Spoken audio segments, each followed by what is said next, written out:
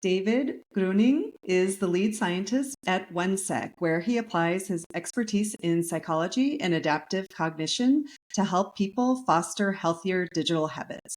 He also serves as the chair of the science board at the Prosocial Design Network, emphasizing ethical and pro-social technology design.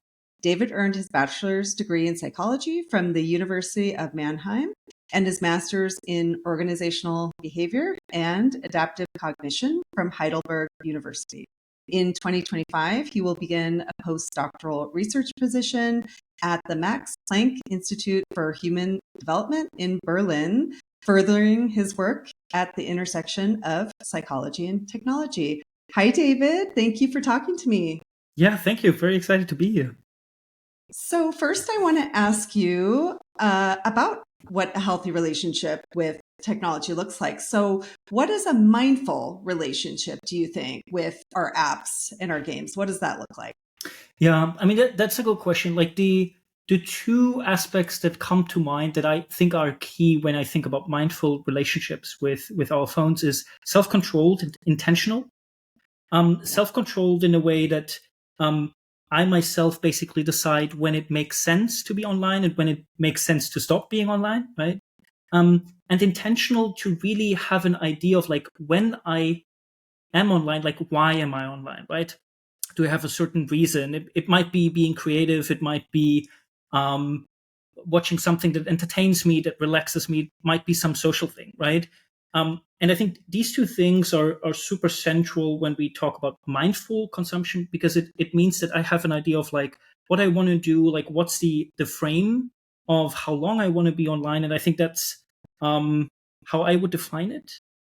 One thing that I also want to add that I often see confused with like mindful or like problematic relationships is like the thing that you do online. So what you often see, I think, is this idea of like watching videos that are just entertaining is per se like a problematic thing. And I would really strongly argue against this. I would say like if you have a certain intention and this makes sense in your situation, I don't know, you want to kick back after a hard day at work, you just want to relax. It's totally fine to have the intention to just like be online, to watch certain funny videos and just have some entertaining content.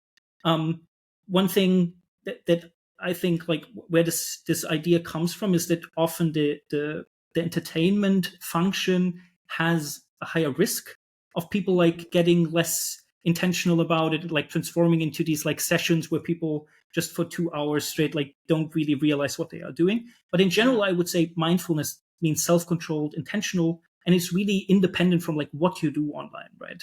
Yeah. I couldn't agree with you more. When we talk to our kids and our parents, we define it pretty simply as well.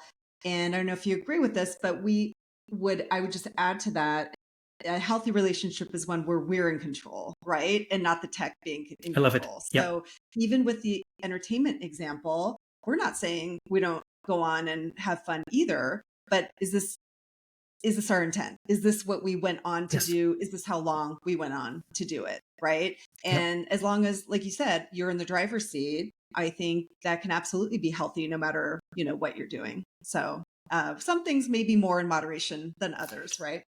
Yeah. Okay, so I want to jump to adolescence because I know that this is a decent part of your user base. We talked about Mhm. that earlier offline, but let's talk about teens. So teens check their phones 100 times a day.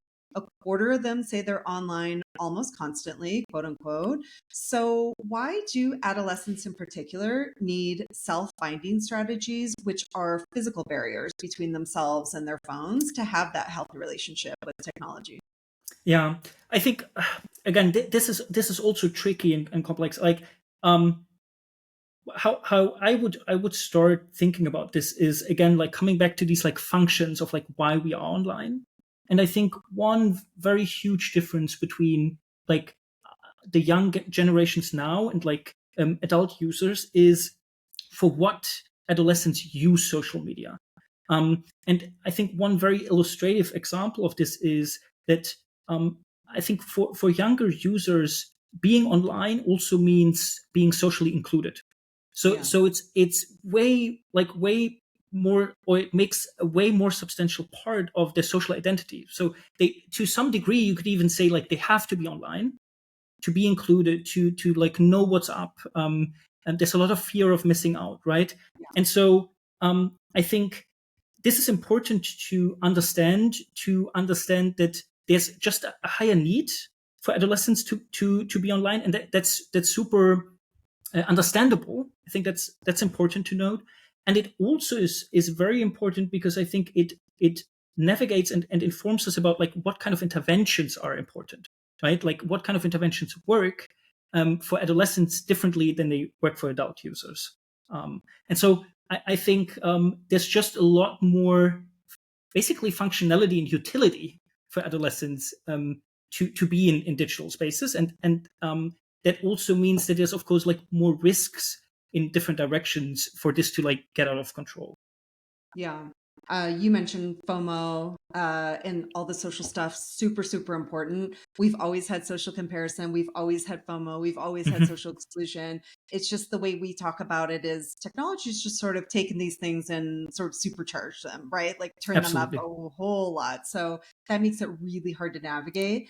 But I would just add to that one more point, which is a pretty simple one, which is that people at this age, they still have a developing mind and it's rapidly developing. It's the Mm, second most rapid period of brain development. And you talked about, self-control earlier and intentionality. It's just so much trickier to do, when you don't have the prefrontal cortex online yet until most people are saying about age 25, right? So it just it makes it, I think, much more difficult for people of that age to have that intentionality, which is why I think a product like one sec or a product like a yonder pouch in a school is so important for this age, yeah, because even if they want to, even if they have the intention, their brain is just not there to help them stop, even if they want to.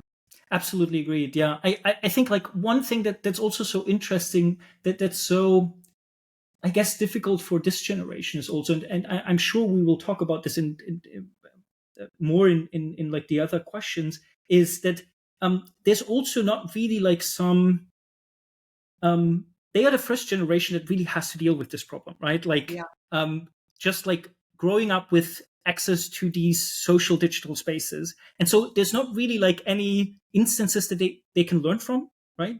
And I Yeah. think that makes it just like even more like exponentially more difficult for them to deal with this. That they are Yeah. in this like sensitive phase, as you said, like they grow up very differently, like the social spaces are so important for them, and they don't really have any like um yeah, any instances to learn from. Yeah. Yeah, I mean, there's no rule book, obviously, right? Hmm. And even, we do a lot of parent eds, and even when we try to teach parents, we're very honest and we say one size doesn't fit all. You might have two Yes.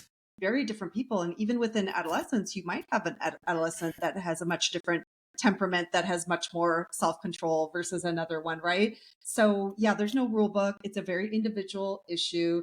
And then the other thing I'd add to that, because yes, Gen Z was the first generation to grow up this way, the parents just don't get it. They can't get it. Hmm. They didn't grow up this Absolutely way. agreed. Yeah. And if you're in it as a young person, that's all you know? So there's really no perspective or anything to compare it against. So it's just a really, really tricky situation all the way Yeah. around. But definitely, I agree about when you were describing kind of that there's really no guidebook, rule book, whatever. It's a brand new societal issue, Hmm. really.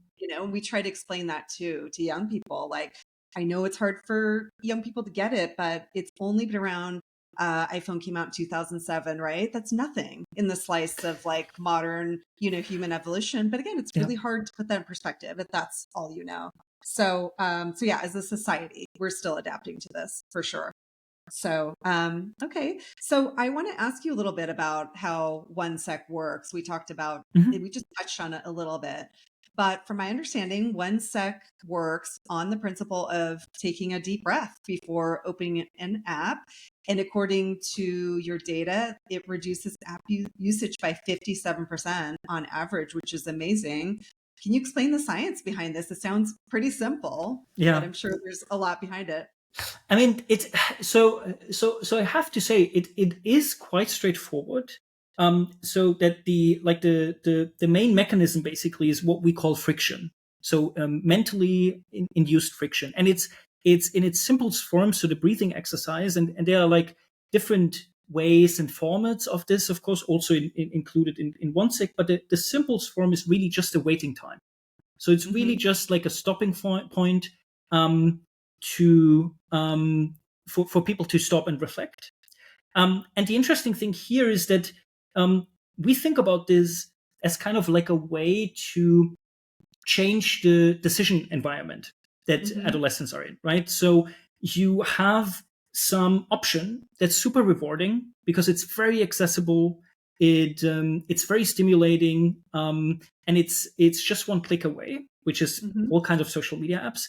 And what we try to do is basically try to make this option less rewarding, and Hmm. therefore like change the decision likelihood by just always adding some friction to it, like some Hmm. waiting time. And that's like the let's say like the central or main thing. What you can do then, of course, on top of it is you can do a lot of different things in this waiting time, right? You can add reflection tools. So one thing that a lot of users really love is they don't just have the breathing exercise, but like within this time they also get some feedback on their specific patterns, like their performance. So one very prominent one that a lot of people use is they just get information on how often they've already attempted on this Hmm. day to open the specific app, right? And how often of these times they were like resistant, so they were like successful to resist, and how often they gave in. And you can basically expand on this with a lot of different ideas. You can suggest alternatives. That's also one thing that works very well. So once you have people in this waiting time, so they have to reflect, right? They are there, they cannot go anywhere. You can Hmm. suggest to them like healthy alternatives, productive alternatives. So in case they wanted to just message somebody, you can either suggest to them to just do it on a messaging app, so just go Hmm. on WhatsApp or something, or to call them, right? Uh-huh. And I think this makes it so interesting. So having this friction to like create some room to do something with this room, right? Reflection or whatever you think makes sense in this specific situation. Yeah, that's so, I mean, like you said, it is simple, but within that, there's so much nuance to what you're doing. Yeah. I think it's really interesting when you talk about building in a stopping point. I was telling you before we recorded, I've been a social media marketer since 2007. So that's the very beginning. Hmm. And let's just talk about social media for a second, because it used to have natural stopping points. They're used to, you'd come to the end of your feed and then it would repeat. That was a natural stopping point. Yeah. We had pagination before we had infinite scroll. That was a natural stopping Yeah. point. And over the time, I think with good intentions, engineers have removed friction, like what you're talking about, right? To make a better experience. But by doing that, they've taken out these natural stopping points. And I think that's really interesting that you're saying, we're just building in that little moment for you, because Yeah. otherwise it is infinite and otherwise it is impossible. It feels to stop. So I think that's really interesting. And then the other thing that came to mind, and I think this is just my generation, I'm Gen X. So we grew up with nothing and we Hmm. adapted very quickly to everything. I was thinking about dial up when you were talking, about Hmm. that moment. I mean, you probably, your generation, maybe you've heard of it, but Heard. you Yeah. literally had to wait while your router was, Right. dialing up and Yeah. connecting to the internet. And it kind of reminded me of that in an interesting way. It was like this moment where you could anticipate what was going to happen, but it was like a Hmm. break, right? Hmm. A natural break. So that was just a funny thing that came to mind as you were talking. No, makes total Um, sense. Yeah. it Yeah. used it used to be slower, like just because of the nature of Yeah. it. And you're kind of building in some of that back in, which I think is interesting, right? We're kind of we went so far forward, and so many of these things are almost taking a step back, which is Yeah. interesting to me. Yeah. Yeah. Okay, so let's talk about, I think, the trickier part of this, which is what we would call problematic internet use. So, Mm. according to a 2022 study, 54% of young adults in the US meet the criteria for problematic internet use. So, how can people identify unhealthy tech use? And what are some of the solutions to regain control over technology? I know we touched on this Yeah. issue a little bit, but how could you expand on it a little? Yeah. I mean, this, as you say, like, I think this is a super tricky topic. Like, especially this, like, what is problematic use? I think it's because it is so subjective. It's very hard. It's also, I mean, like, one thing to note is also there's, until now, there's no like officially agreed upon like diagnostic tool. There are like some scales, right? There are some criteria who, Yeah. like, where a lot of people just agree on, like, this is something to look out for, but it's not really a diagnostic tool, which again also speaks to what you were referring to, that is, it's such like a fast growing environment, and we don't seem to keep up with like adapting Yeah. to it. And I think like diagnostic tools is a super example where we need a lot like more pace. And so when somebody asks me like how to identify if their use is problematic, I often try to summarize this in like two larger points. One is going back to what it means to have mindful relationships with your phone, and I think this Yeah. is like when you have experiences, or you feel out of control, you feel also dependent. So a lot of Yeah. people also report they feel kind of like they have to be online. I think that Mhm. is like a huge sign for you to like look into, right? Yeah. And I think where it gets really problematic, and where I would say like this is definitely the stage where you should like try to raise some awareness about like what exactly it is that you struggle with, is if this is combined with actual negative experiences. So experiences of reduction in mental health, physical health. So you realize that you don't go out so much, like your social connection suffers. So Mhm. basically, a subjective experience of negative health effects and social effects, combined with this feeling of like this is not in my hands anymore. And I think this is probably what I would suggest to people to like look out for. Yeah, I think Um, those are some really good specifics. Yeah, for in sure.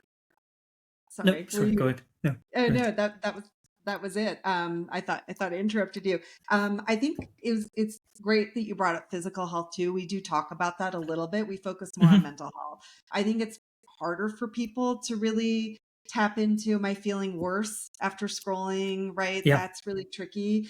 But physical health, this is huge, and especially for adolescents, it's sleep. That we have a huge sleep fully agreed. Yeah, epidemic, and yes, not all of it is attributed to tech use, but there's definitely a lot of dots and studies connecting the dots between frequent and late tech use and sleep. So that is definitely a big one. Like, is this yeah. interfering with my sleep? And then, yeah, like the out of control dependence, that is so hard because I think many of us feel this probably, right? Mm, So it's like, to what degree? That one's really, really hard. And it's like you said, it's individual. So it's like something that might feel like it's a problem for me might be fine for somebody else. Or, exactly. Yeah, I had to remove Instagram from my phone because I noticed I was feeling bad about myself when I'd yeah, look at like what the other parents were doing with their kids or what the mom bloggers were posting or yeah. whatever. But it took a lot of like self awareness to actually do that, where other people can look at that stuff and probably be fine. Hmm. So hard, but I'm glad you brought up the physical aspect because that's really true. And I think that's something maybe could be easier for some people to point to, especially young people. Yeah, I mean, this. So I'm super happy that you bring up sleep, because that is like sleep quality is, interestingly, that's like the number one indicator where like when I talk to people, that's where they like realize there's something going on, because it's Yeah. it's often also super closely linked to mental health. Like, Yes. especially in the evenings, like you have this like session being on social media, and then like like everything is chaos in your head, and you just can't like calm down and really get like a good amount of sleep. And that's Yeah. that's often like you have this like reverse detective work, basically, where people like Hmm. report they sleep worse and worse, and then you try to like talk through with them like why this might be the case. And very often, like not always of course, but like very often, this is linked to something they do on their phone. before they go to Yeah. sleep. So very Yeah. bad, like sleep hygiene, basically. Yeah. Uh-huh. Yeah.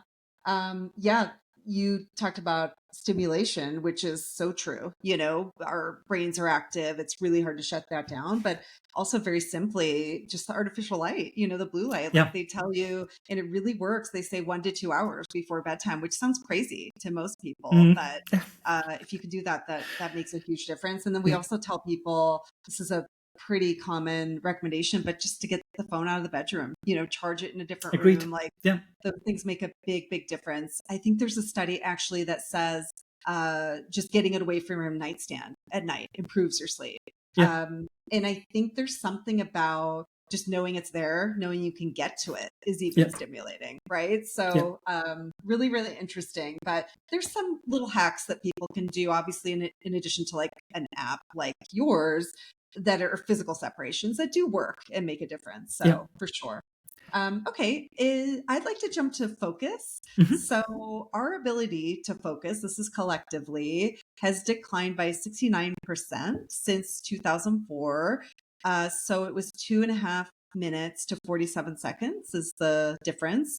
So obviously this started to happen before the smartphone, but Mhm. how do you think the smartphone has played a role in this decline? So I really love this question because um this is one question or like one basically problem that I was confronted with in my bachelor's time that really drove me to research in the digital space because I thought this is such a detrimental, such a central like change for like Hmm. how people like basically has such a strong effect on like everything that we do, like how we interact with other people, with information. And so and I remember that one paper specifically on this that was super eye-opening was from a colleague of mine, also from the Max-Planck Institute, Philip, where they did the following. They from different platforms, and that was like ranging from Wikipedia to social media platforms. They took specific news or contents and basically tried to modeled how they were trending, right? So they and what they paid particular attention to was how high was the peak of attention. So like how strong was the trend basically on average per information piece per news headline, and then also like how long did it last.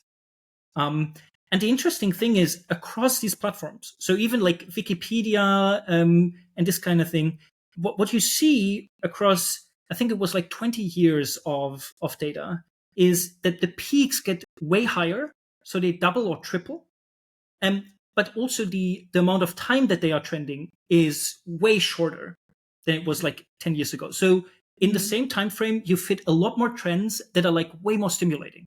So a lot of like people jumping on these trends for just like a few days and then it's over. And I think this for me this was such an illustrative example for how our information environment changes with smartphones, with like the digital spaces being introduced. That Hmm. it's just so much information that you can select from, and Yeah. therefore it gets a lot of attention, like these few things, but just for a very short amount of time, because then there's a bunch of new information coming in after a day, right? Yeah. And I think that this is one of the biggest issues that we need to like keep in check and handle. Yeah. So are you saying that it has more to do with the infinite choice that's available? I, Um, I think so. I think it's also like how much information is basically present like accessible to me, right? Information overload. Yeah, it's Yeah. just so much. And Too then many choices. also there's the social dynamics of this, right? Like with all this information, there will always be like more and more extreme information, and Right. there's a lot just coming in. And I think this just makes us learn. And then also we are back to like basically like how the newer generations now grow up in terms of like how to learn, like how to navigate information environments, right? I think like nowadays the emphasis is way more on like just keep like the or focus on some key pieces and then like move on. And Right. it's just such a different, I guess, idea of like how you interact with your environment socially and information wise. Right, for sure. I mean, we call it, I think the term is actually divided. Smartphones foster what we call like divided attention just Yeah. because of the nature of them. Like you could do anything on there. Like you said, the content itself is made to be super stimulating and grab your attention within the first few seconds, right? Which makes it really hard to then sit through, I don't know, like a movie that has like a whole arc and it has to build and come back down. Yeah. And it is something that we can be conditioned for, Mhm. when, I mean, I see this with my kids, when we sometimes we'll take screen breaks, it's not a punishment, it's just what we do. And when you you can actually condition them, for Mhm. boredom and downtime and things like that. But if we're not conditioned for that, it just makes it really hard to pay attention to anything else. You know what I mean? Where Yeah. we're being bombarded, like you said, with information that is all super stimulating, super interesting.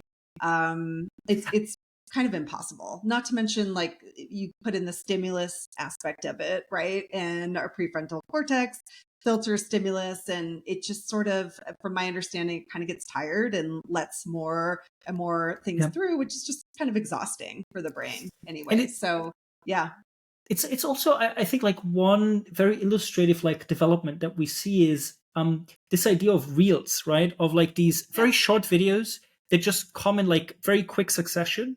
And the yeah, interesting thing is when you look at social media platforms, the first to really introduce this was TikTok. Like the yeah, whole concept of them was frictionless, like yeah, just reels, like short very stimulating, like these peaks of stimulation. And yeah, the interesting part is nowadays every platform has their like kind of real format, right? So they all like this seems to be something that's like especially stimulating and especially powerful about these reels, right? That yeah, YouTube has adapted these, Instagram has like every platform now has these reels.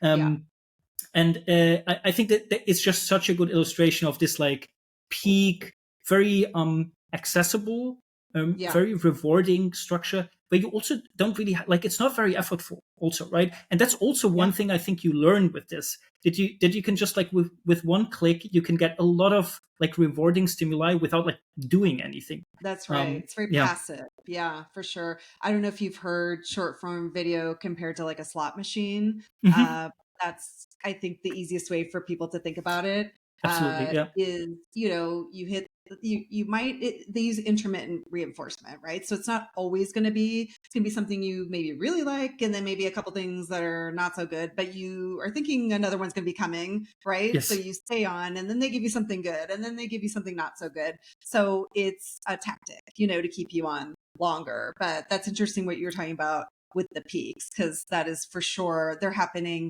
way more often, right? And more intensely now. Hmm. And that's what the algorithms do as well. They'll rabbit hole you down whatever you're into by showing you more and more extreme versions of what you're into as well, to keep your Agreed. attention. Yeah. So Yeah. so it's, yeah, it's interesting, and again, just such a unfair fight, especially for young people. Yeah. It's So yeah. It's very exhausting. Yeah. Yeah. yeah.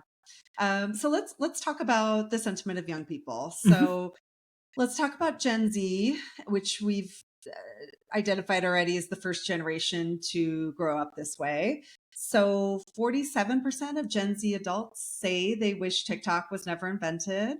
45% say they won't allow their own kids to have smartphones until at least high school. So, why do you think Gen Z is rising up to push back on the technology of their time, including designing digital wellness technologies like your company? Hmm. So I was super enthusiastic about this question. I think this is an like first of all, this is like an observation to like see that the young generations they really like they are aware of the problem. They realize Yeah. this. I think that that's super important to emphasize. Yeah. That they know that there's something going wrong, right? Um, and I have to say like I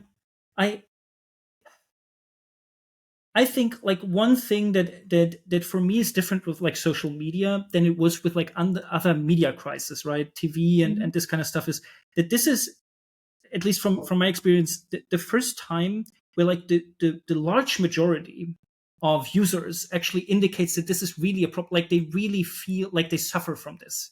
Yeah. And why I think like Gen Z or the younger generations